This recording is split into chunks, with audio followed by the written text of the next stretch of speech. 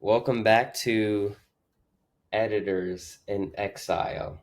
We have a new form. Before it was like this, if you can see, but now two closed fists. Welcome back to Editors in Exile. We are two editors who were fired because AI has taken over. On this episode, we will be talking about Trump and Putin summit, where they came together to negotiate a peace deal between the Ukraine and Russia war. The war's been going on for about 3 years, but they've been fighting since 2014, since Russia took over Crimea, and they've been some fighting in Donbass. Did I say that right? Donbass. It's a That sounds land in pretty you. close. That's about how I would pronounce it.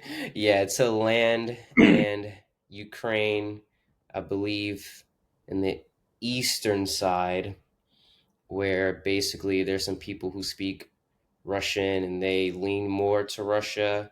There's people there who lean more to Ukraine and wanting this more West in general, basically.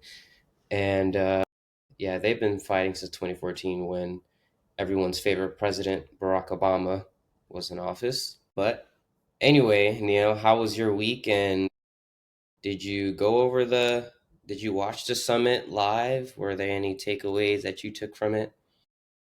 I didn't catch the actual summit, but I was pretty intrigued by some of the leading up to it when um, Trump met Putin at the airport and all that. And I don't know if you caught sight of the big entourage of them going by all those Air Force fighter jets that were lined up, Yeah, and the B-2 and then bombers that flew overhead. the stealth bomber flyover.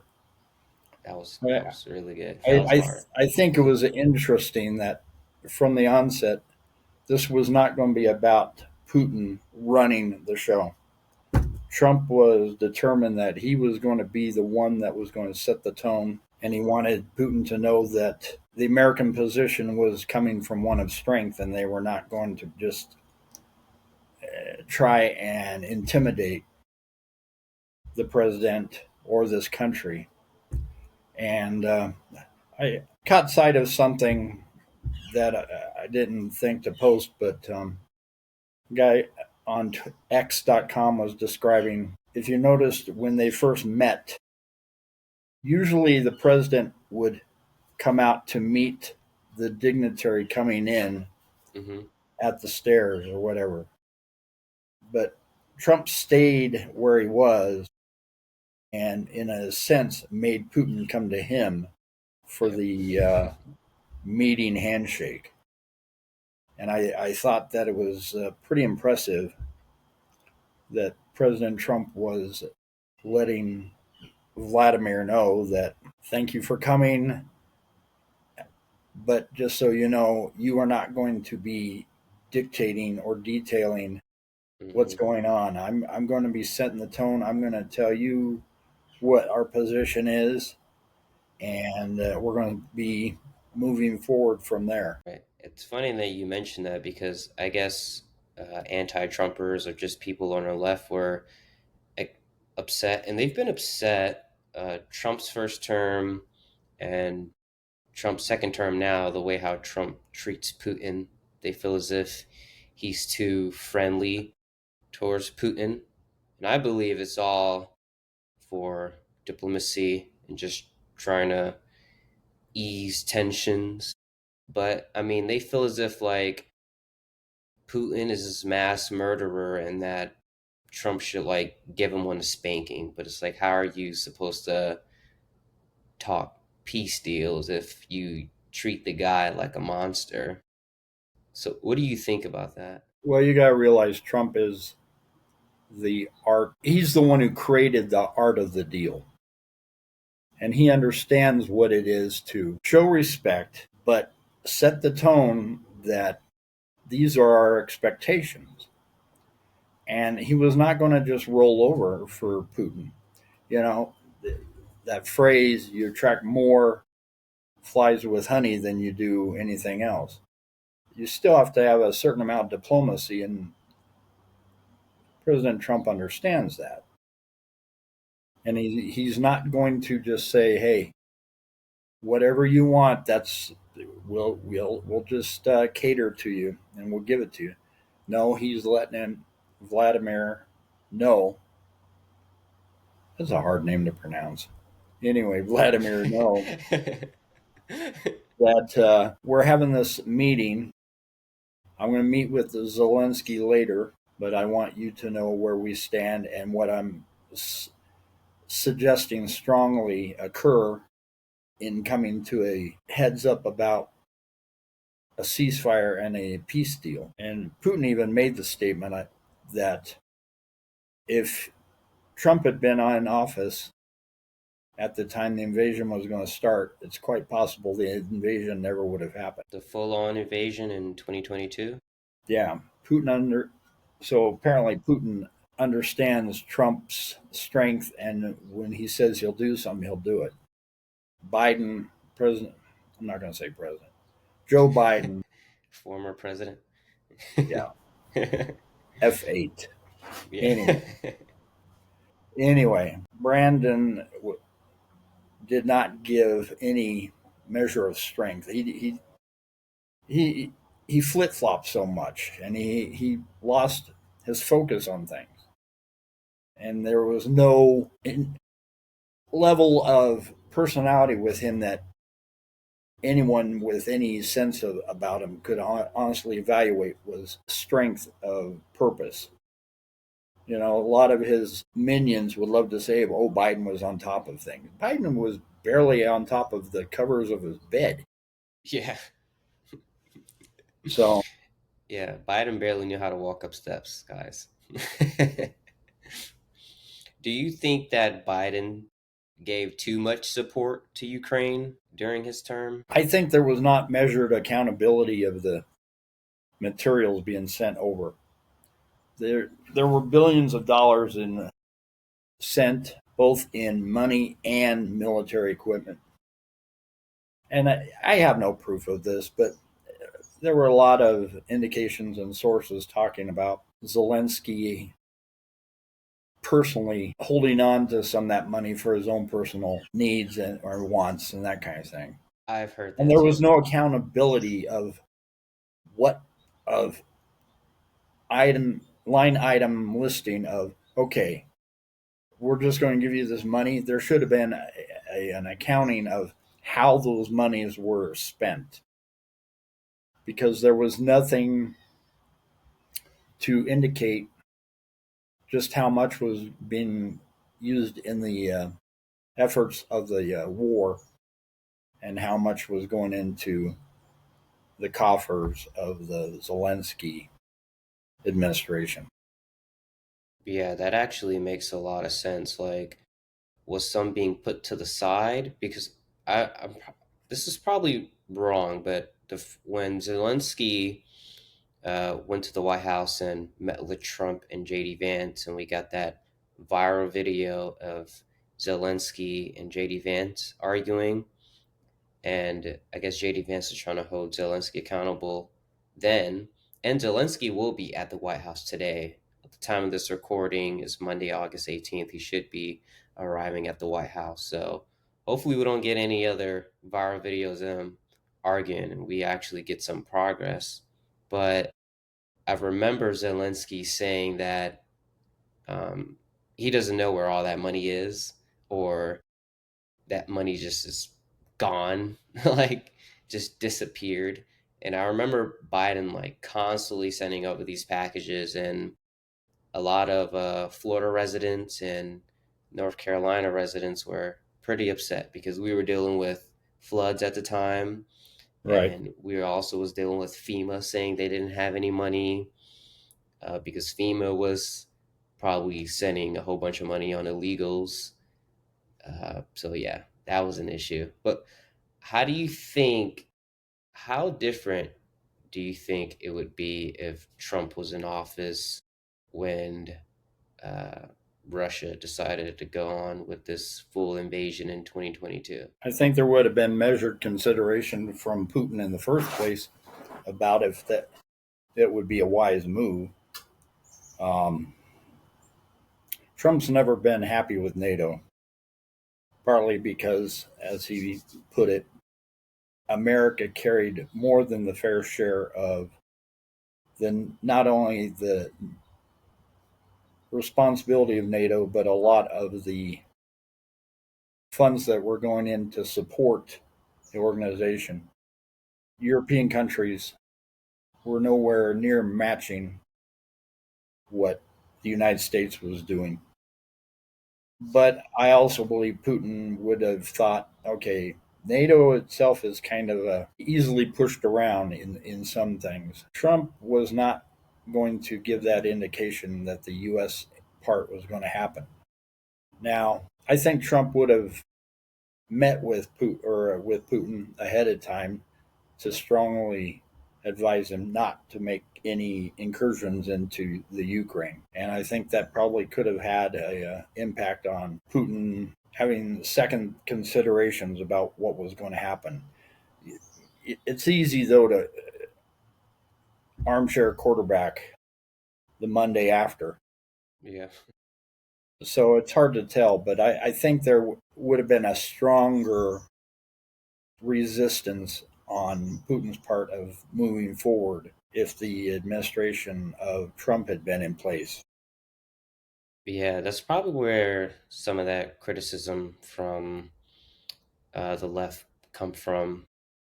Just Trump's criticism of NATO because he believed that Europe should be funding more money toward Ukraine because they faced the most consequences because Europe is right next to Russia and yeah, and Russia doesn't want Ukraine to join NATO. And and it's funny because NATO can't actively accept Ukraine because they're on this ongoing war along with there can't be an election in Ukraine because there's an ongoing war. And I wonder if Putin is also bringing that up a part of these negotiations. Like, do you think Putin is still trying to force Ukraine to have an election so he can remove Zelensky and put someone who's more pro Russia in? If Putin were to say right now, okay, we'll stop the fighting, we'll stop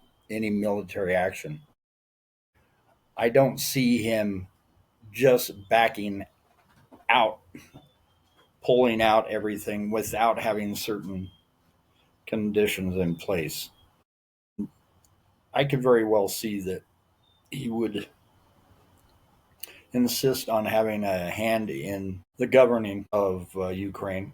To what extent that would be, it's hard for me to say, but I wouldn't doubt that he could make a condition like that. Do you think that Ukraine should just give up Crimea? Like Ukraine still how like remain independent. And I guess one of the major deal breakers is that Ukraine sees themselves eventually joining NATO. And that's like guaranteed alliance and protection from the West. And then you have a lot of, I guess, Yeah, but you got to remember the U.S. is itself is not supportive of NATO, that's and true. we're going to think in terms of how is that going to benefit us or not benefit us. I love how the left tries to use the Ukraine as a bully pulpit for their position on things. But if you were to see some of their history, the Ukraine situation, if it had been proactively supported by conservatives, yes, you've got some on the right that are still pro Ukraine and what's going on. And I'm not saying I'm pro Russia, but they don't, the left wants to have things contradictory to what conservatives stand for. And I honestly believe that if all of a sudden we stood up and said, "We are 100% supportive of Ukraine, and we are going to push against Russia," you would see a change of tenor with the left. Yeah, I could They see would that. start, maybe it would be slow going, but they would find themselves starting to be Putin's strongest supporter. The left is never happy unless they have something to throw in the face of Trump supporters, of conservatives, of Republicans as a whole.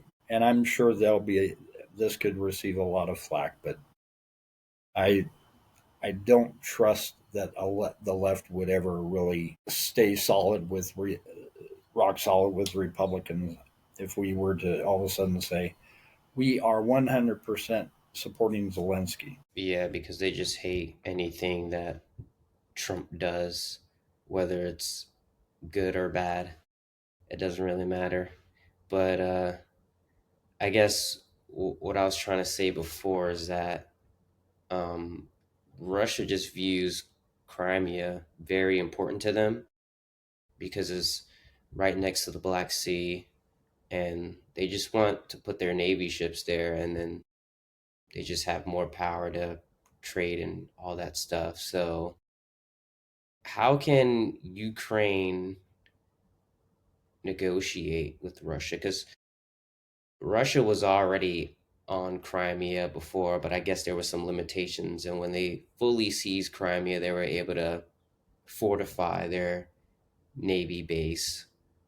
So, and I guess that's one of the breaking points too of their negotiate deals. How can I guess Ukraine still be independent and aligned with the West, but also let Russia have Crimea? I don't see that there could be a working relationship of both sides in that country, short of German post World War II repeat Germany repeat of separation by wall. You know, I don't know the geographics of Crimea that well, but I would see it as a proposition that they would go try to go after. Okay, well, you have to leave us this aspect or this situation, and I could see them coming to a decision. All right, we're gonna split it up. We're going to allow you to have this portion, and Russia's going to have this portion, and you almost see it as going a possible building ground for another Cold War situation with a Crimean wall being built. West Crimea, East Crimea. I don't know how that necessarily would look, but usually when a land is involved between two sides, short of one willing to say, okay, we are leaving hands free, we're totally out. Russia went full ballistic when they took on Crimea, and they're not going to just step down and say, okay, you know, we'll back out completely, unless Ukraine we're going to compromise somehow. But it's hard to fathom how that would break down with Russia just abdicating any hands on with that area. Yeah, I should have mentioned too that I don't think Russia wants Ukraine to be independent. I feel like they still want Ukraine to be under their influence, and they also They don't don't want want him them in NATO. aligning. Yeah, yeah, because if Ukraine aligns with the West, Ukraine has dreams of joining NATO, and they do not want them a part of NATO. And do you think it's because NATO have nuclear weapons, and Ukraine becomes more of a threat to them, and Russia has less power? There are many in Russia that Putin included that would love to see a Soviet bloc come back into play. They would love to see an annexing, a hold on a number of countries, and to put the Soviet Union to their one time glory as a major power, and they know that the only way to do that is to have the control of other countries like they once had, of Eastern European countries. The question is, if they were to finally win in Ukraine, what's to say they're going to stop there? It was easy for Russia to make the encroachment on Ukraine because they weren't with NATO. But you also, if Ukraine also years ago had signed a compact that they would actually get rid of nuclear. Wow. And so they didn't have, I'm not sure where they are right now, if they've even tried to build that up at all or bring it back. But I think Russia realized how easy it would be to also come into Ukraine because they didn't have a nuclear power, a nuclear resistance against Russia in that respect. But Russia also realized that if they tried to use nuclear weapons as a means of shortening the war or coming in, then you are going to get stronger resistance, a stronger reply from the U.S. and those Yeah. with nuclear capability. So even Russia has to realize there's a certain watching their step kind of momentum. Because if they were to try and push a nuclear reaction, they will pay a price just as well as anyone else. Yeah. Do you think that'll, I guess, the tensions between Russia and Ukraine, it'll get worse if Ukraine eventually starts investing in nuclear weapons instead of kind of relying on NATO? Well, I think that's part of the reason Putin continues on, is he's trying to ensure that Ukraine doesn't get nuclear capability. Yeah. So, Well, let's play a video. It's a YouTube short from CNN, and it's just basically Caitlin Collins going over the summit and how after the meeting they took no questions, but I think she's kind of summarized the event pretty well. President Trump and President Putin just left the stage here behind me in Anchorage, taking no questions from reporters, as President Trump made clear no deal had been reached between the two leaders. Certainly not the deal that he came here to get, which was a ceasefire on Russia's war in Ukraine. The president and President Putin both spoke warmly of one another, with Putin noting that relations between the United States and Russia before this had been the lowest that they had been since the Cold War. But despite that happening, and despite an invitation from Putin at the end to have Trump come to Moscow next time, something Trump himself seemed skeptical of, one thing was clear, is that they did not come to an agreement on even a starting point, a ceasefire in this war. That comes after hours of meetings behind closed doors with the Secretary of State, Trump's special envoy, Steve Witkoff, who himself has met with Putin on numerous occasions. Instead, all of those officials were seated here in the front row as Trump made clear they had not come to an agreement and still had a lot of room left to go. And he said he was going to make calls to world leaders, including President Zelensky and other NATO leaders, about what's to come next, if anything. President Trump and President They spelled Zelensky wrong. It's too wise. yeah, Remember, remember when we had to deal with that at a 5-0? Whenever we made edits, we had to make yeah, sure. they were, yeah, We actually had a call about that. We're like, okay, guys, let's make sure we're adding two Y's to Zelensky's name, because Zelensky actually spells his name with two I's on his X account. Well, we could get into, and we probably will at some point, the issue of AI anyway, Yeah. the pros and cons. Are you able to see my screen here? Okay, here's another clip of Trump in an exclusive interview.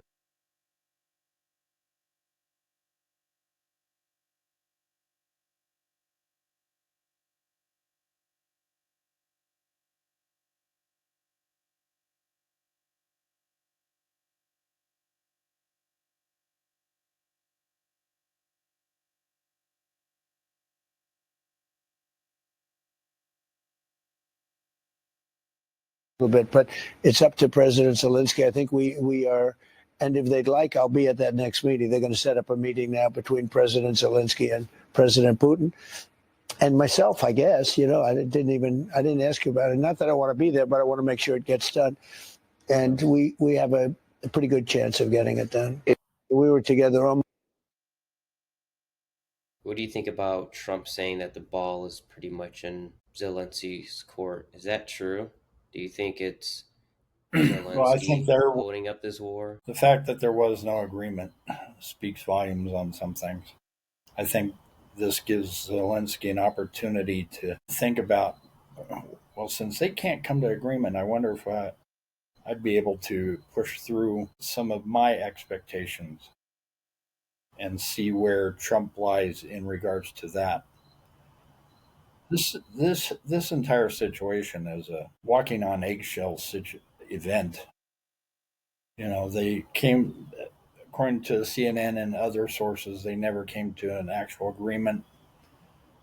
Trump tried to put out a carrot or a stick out there that if there's no movement made, he's willing to push some economic sanctions on Russia. I guess it also comes down to if he's want to put certain conditions on Ukraine and Zelensky in particular as well. Putin wants to see uh, agreement come to happen, but he wants Trump to mediate some of this, and it's going to be interesting to see how it goes. Yeah, because I believe we've already implemented sanctions on Russia, but it's supposed to weaken their economy, but I don't see it being that effective if Russia are still finding ways to trade with China and India. Yeah, I think it's just going to be a thing of time will tell. True. Okay, we'll play this last clip and then we'll end this episode. But this is Arnold Schwarzenegger. I guess he was complaining about how Trump looked during the meeting. President Trump, I just saw your press conference with President Putin, and it was embarrassing. I mean, you stood there like a little wet noodle, like a little fanboy. I mean, I was asking myself, when are you going to ask him for an autograph or for a selfie or something like that? I mean, you literally sold out at this press conference our intelligence community, our justice system, and worst of all, our country. You're the president of the United States. You shouldn't do that. I mean, what's the matter with you? I mean, whatever happened to the strong words or to the strength of Ronald Reagan when he stood there at the Berlin Wall and he said, Mr. Gorbachev, tear down this wall? What happened to all that? The Terminator is very disappointed in President Trump. I think that the president had opportunity to try and improve some things. He started it with a show of strength. I'll be honest, I didn't catch the press conference at the end. I've had an interesting weekend, busy weekend with other things, but I wasn't privy or catching on to how Trump presented himself. I don't know that I would say that Schwarzenegger's appraisal of it is accurate. Of course, you got to realize Schwarzenegger has never been a fan of Donald Trump. Really? He might be a Republican, but I've seen him bash at Trump numerous times about different things. So I would have more interest in seeing what others that are stronger conservatives, celebrity-wise, like John Voight or James Woods, things they have to say, and I'll do some looking on that. Yeah, because Schwarzenegger used to be the governor of California. Yeah. How do you think he would handle Putin, since he says Trump looked like a wet noodle? If Schwarzenegger was president, do you think he would is he trying to be intimidating or something?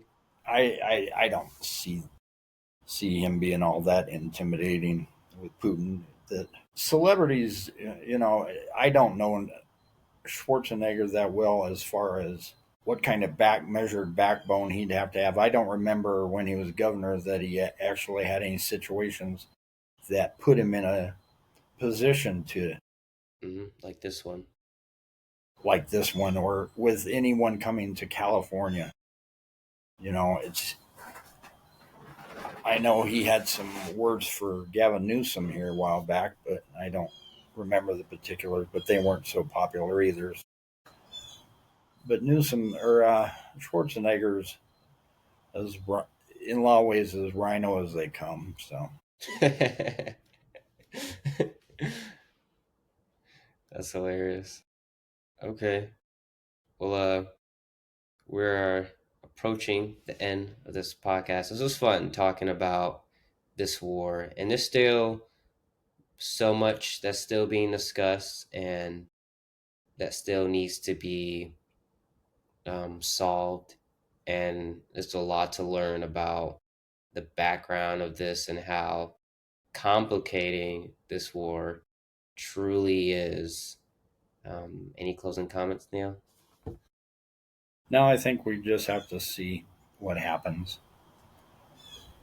It's just going to be a work in progress. Biden allowed this entire fiasco to establish, and so yes, President Trump made some remarks in the beginning of his administration this time around that, or even on the campaign trail, saying, "Oh, within a week or two, I'll have it taken care of." But the Yeah, reality is, certain things happen that don't allow certain comments to fruition like that. He's President Trump's shown enough of himself over the time for his first administration and things we've seen this time around that he's getting a lot accomplished, and that's why we voted for him. yeah, for sure. And I don't think he's going to quit on this. Maybe he has to get the right people in play to help engineer a coming together of the minds and getting a handshake deal between the two. But one thing I'll say about him is he's not a quitter. May Hmm. not be the one, obviously not the 1 week, 1 month Or one day. realization of peace, but I think he can accomplish. Will get something taken care of more than what others have done. We've seen him with other deals. We saw Hmm. the his first administration, the Abrahamic Covenant and treaty, and we saw him here with Cambodia and Thailand. So they had some things happen there. So the man has the ability to do it. You just have to have our confidence that he can and just keep him in prayer. You know me and you, we're both big in our faith. And I Yes, think sir. prayer is going to be a big part of this. So, Yeah, we got to give Trump, we got to give him some grace, and we got to give the man some credit. He's only been in office for about 6 months, and he's already implemented border security. He solved about like 7 conflicts. And although he said he was going to end this war in a day or even before he went in office, I mean, I didn't really believe that, but at least we know he's striving for that. The only people who really believed that was the left. But I mean, at least he's trying to actively end this war. So we got to give the man some credit. But thank you guys for watching. Editors in Exile. Please like, comment, and subscribe. And make sure you compliment Neil, okay? In the comments. Everyone flood the comments. Compliment Neil, all right? let's compliment Bondi, Dondy over here. Yeah, that's his name, Dondy. Yeah, really. All right. It was good You'll talking to you, Neil. you can edit this part out, but keep your video on after you've signed off. Yeah, it was good talking to you too. Okay, for sure. All right. Goodbye.